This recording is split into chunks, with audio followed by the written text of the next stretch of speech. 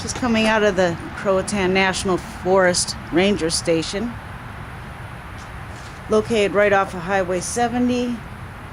Beautiful building. Rangers are very friendly. They'll tell you exactly where you can hunt, what roads are closed. There's an outdoor kiosk for people that may come in after hours or on the weekend when they're closed with all kinds of information.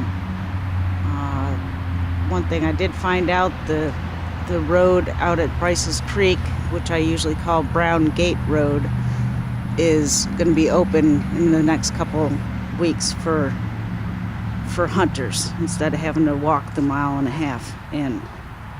And the Neuse River campsite is being refurbished, so please check with the ranger station before you plan on camping, because it may be closed.